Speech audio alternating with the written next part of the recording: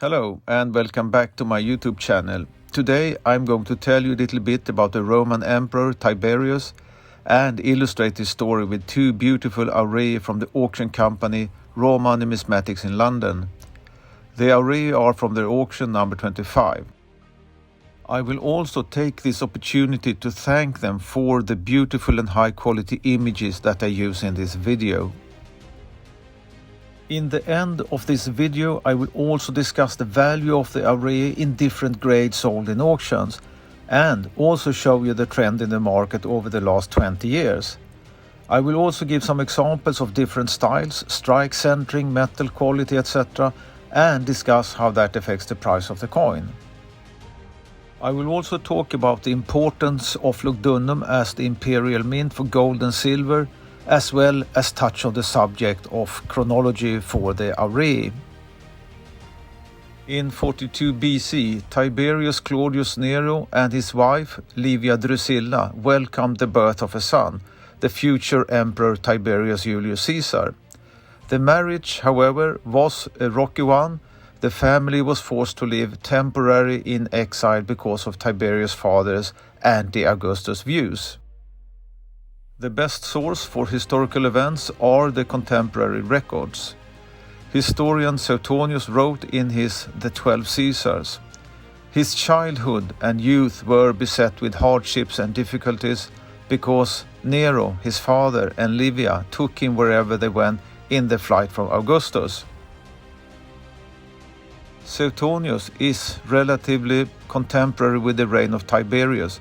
He lived approximately between AD 69 to AD 122.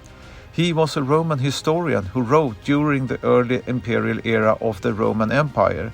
His most important surviving work is a set of biographies of 12 successive Roman rulers, from Julius Caesar to Domitian, the 12 Caesars.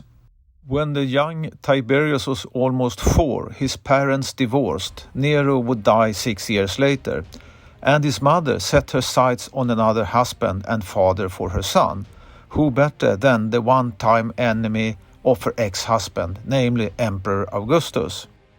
In 39 BC, Livia got her wish when she and Augustus were married.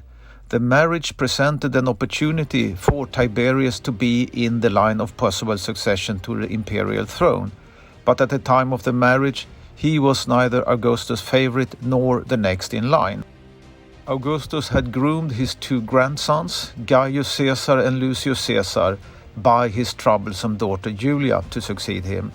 Later, however, to ensure his possible ascension to the imperial throne, Tiberius was forced to divorce, at Augustus' orders naturally, his beloved pregnant wife Vipsania Agrippina, the daughter of Admiral Marcus Agrippa, and in 12 BC to marry the recently widowed Julia.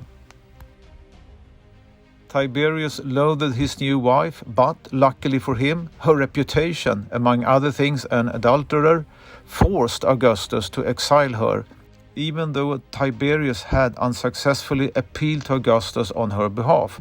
She met her death by starvation in AD 14. While Tiberius did not mourn the death of Julia, he seemed even less than enthusiastic when Julia's two children died, Lucius by illness in AD 2 and Gaius in battle in AD 4. The ultimate loss of both heirs compelled Augustus to withdraw the line of succession by adopting Lucius' younger brother Agrippa Postumus, as well as his stepson Tiberius on June 26 AD 4.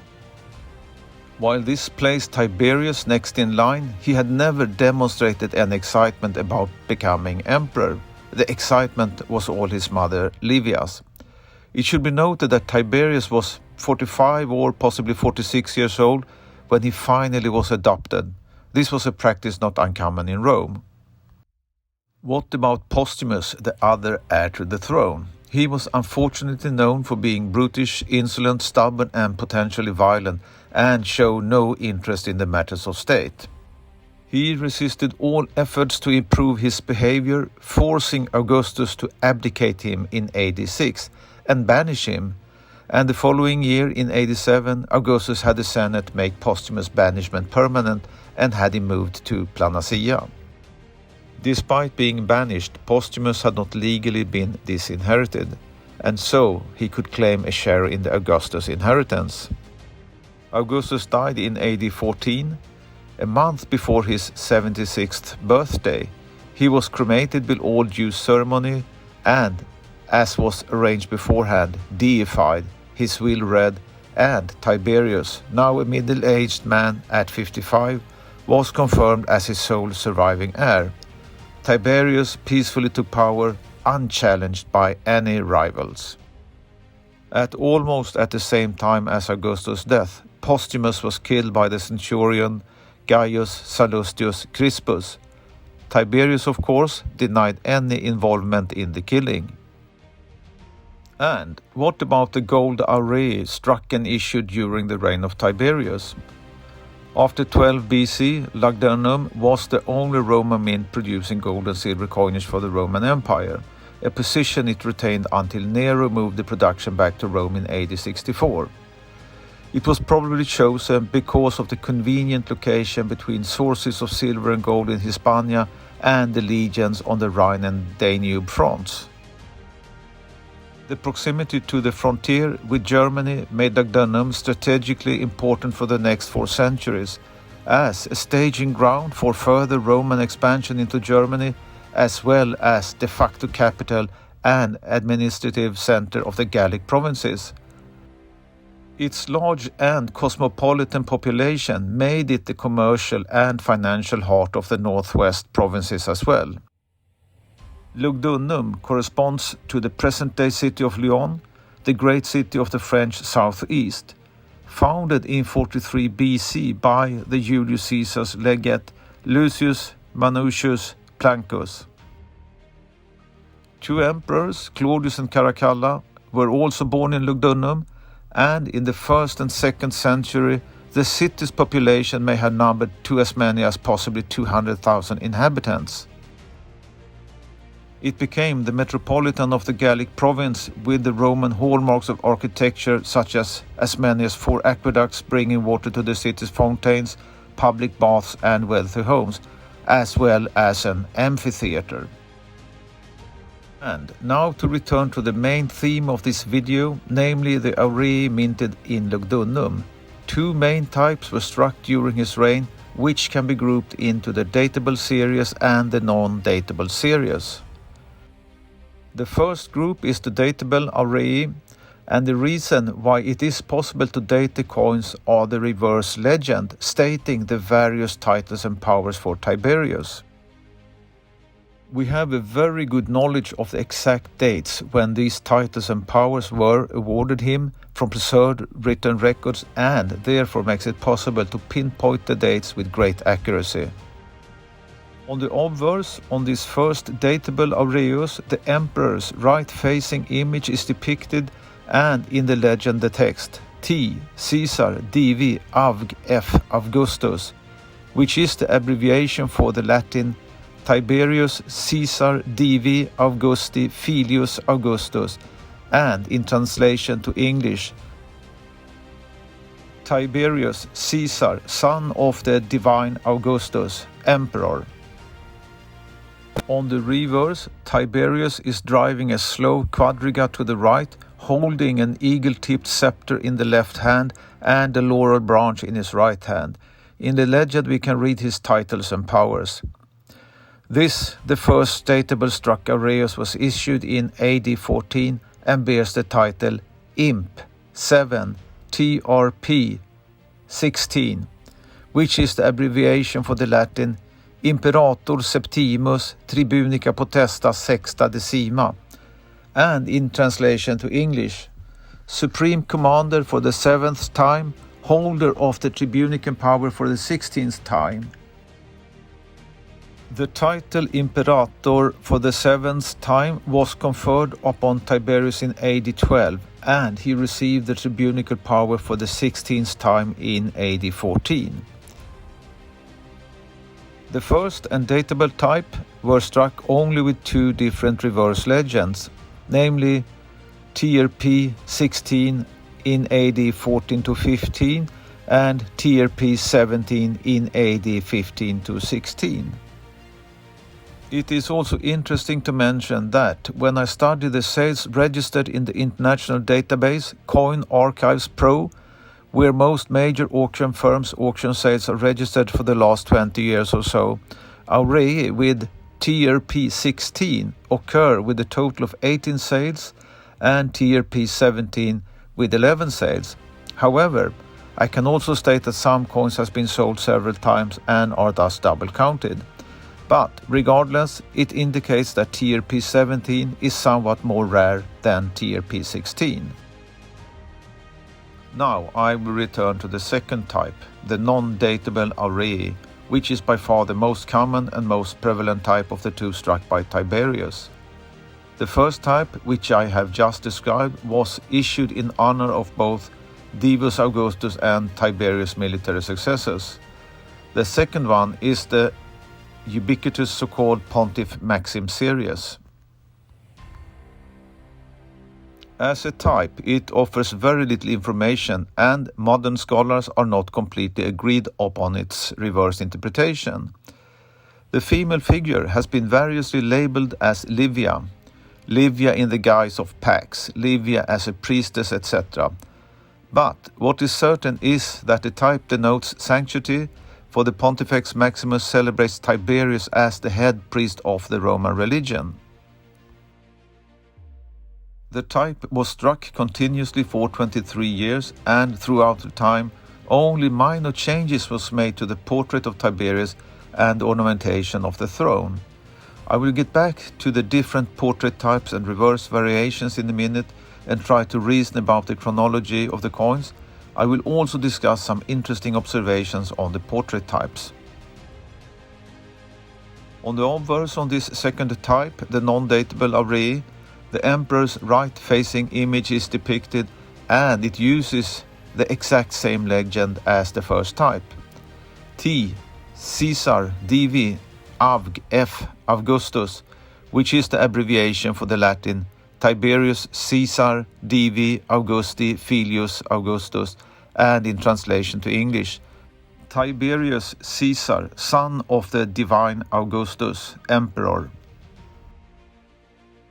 On the reverse, Livia as Pax is seated turned to the right on a throne with legs, holding branch and scepter, and in the legend the text Pontif Maxim, which is the abbreviation for Pontifex Maximus, high priest of the Roman religion. Now, I will reason a little bit a possible chronology based on the portrait type.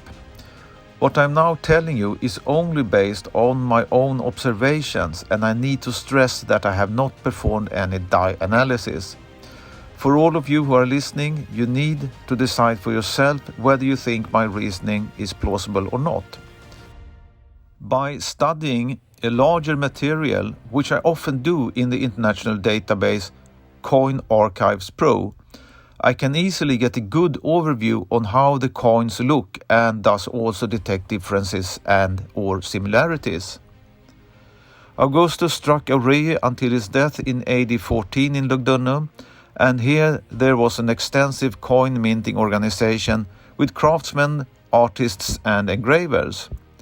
Those who worked here at the time of Augustus' death presumably continued their service under Tiberius, which meant that their artistic ideals and schooling were also implemented on Tiberius' new coins.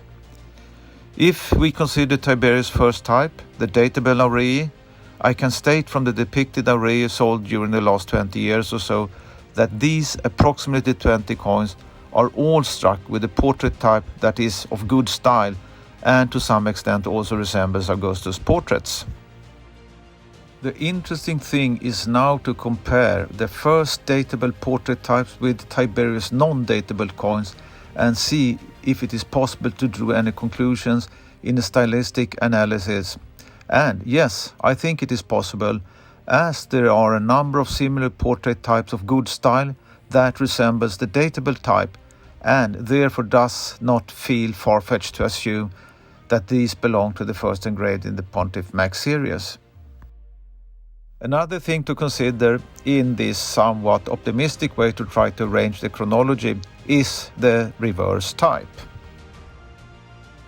The two noted specimens of the very rare Augustus Pontiff Max type have on the reverse side the chair with straight legs without any ornamentation. The Tiberius Pontiff Max type is divided into different catalog numbers based on the design of the chair legs, which appears with straight legs and with different types of ornamentation. It becomes even more interesting when I count the different portrait types and how they are linked to the reverse type. It turns out that when I count the coins for the last few years' sales in the Roman Numismatik database, it appears that all portraits of good styles are linked to the straight legs and all the portraits of less artistic style are linked to ornamented legs. This could possibly be another argument for the arrangement of the chronology. In total there were 13 aureii with straight legs and 19 with ornamented legs. However, I want to emphasize again that there is a certain subjectivity in the assessment of the portrait styles, and thus the result can be perceived as somewhat contrived. But regardless, I think that this quick study creates increased insight and raises questions that stimulate further in-depth studies. The so-called smoking gun when it comes to die chains and die chain analysis is finding the missing puzzle pieces that tie together different coins, standalone links and other chains into a larger complex. Here it is optimal to have a dateable anchor point, as the chains, if they are made up of non-dateable coins, do not say anything about the direction in which the chains go, namely which part is oldest or youngest.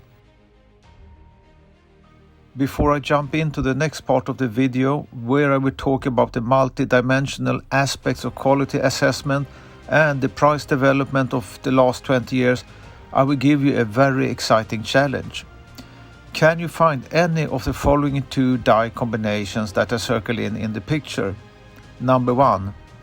Augustus Pontiff Max reverse with Tiberius obverse. Number 2. Tiberius obverse of the quadriga type with the Tiberius reverse of Pontiff Max type. If you succeed in this, you will revolutionize the dating of Tiberius Pontiff Max aureii. Now I'm going to talk a little about the different aspects that affect the appearance of the coin and its value. I use a concept that I call the multi-dimensionality of the quality assessment. While I describe the various aspects, I will show a series of aureii sold during the last years in different grades with prices realized. The appearance of the coin and consequently its value is based on the number of criteria that must be taken into account in the assessment. What we are discussing in most cases is the quality of the coin, which is only one aspect and normally refers to the actual wear and tear of circulation. From a perfectly uncirculated specimen taken directly from the die to an almost worn out specimen that is barely identifiable. In addition to the circulation wear, we need to review and assess whether a coin has damages of various kinds, such as scratches, nicks, file marks, cleaning, polishing, or marks from mounting, etc. We also need to make an assessment of how well the striking itself was done, how well centered the coin is, how well struck and detailed the coin is, and also how much of the original mint luster is intact, where many of these aspects of quality of the strike are directly related to the wear of the die itself. We also need to assess the quality of the coin blank itself, its surface finish, and what the structure of the metal looks like, but also the size of the coin blank's surface to make room for the coin image. We also need to judge the artistic quality of the engraved dies. Is the execution of the engraved die of good style or not?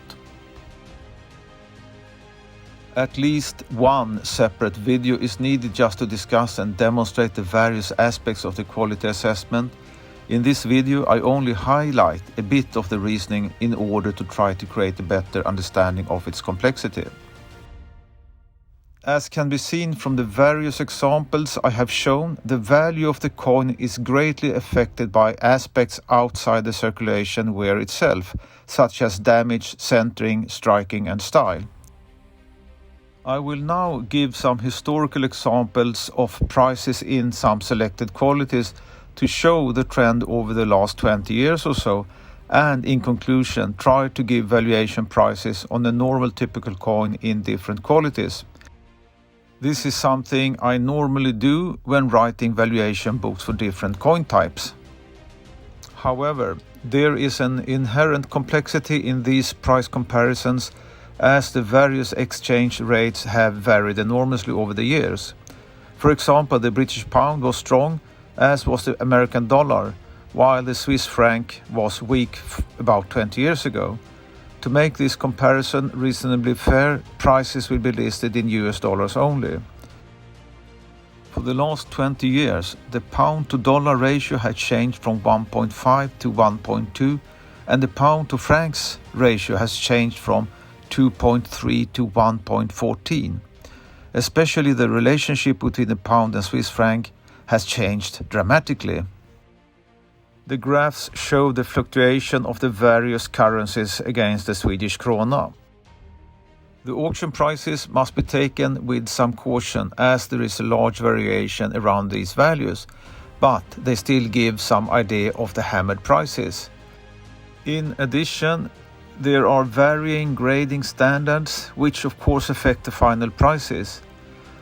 And I have completely omitted the coins in exceptional qualities, where striking, centering and luster are beyond the ordinary. These coins often sell for 2 to 5 times the value of extremely fine. Around 1996, the coins in very fine were hammered for around $1,500, and about 25 years later for about $4,500, which gives a tripling of the value for the period expressed in dollars. In the upcoming valuation book of the Roman aureii that I plan to start writing next year together with Italo Vecchi, the prices would be set roughly like this for a normal specimen in various qualities. Prices are expressed in US dollars. I hope you find this video interesting, and to help others with a historical and or numismatic interest watch this video, please like, share, comment and subscribe. It is free to subscribe and you don't commit to anything, nor will you receive any unwanted emails or offers from me, and you can, whenever you want, end your subscription. By subscribing, liking and sharing, you help YouTube's and Google's algorithms to rank up this video and thus make it easier for others with a similar interest to view this video. Also, make sure to hit the notification bell to get notified when I publish new video on YouTube. Thank you for watching.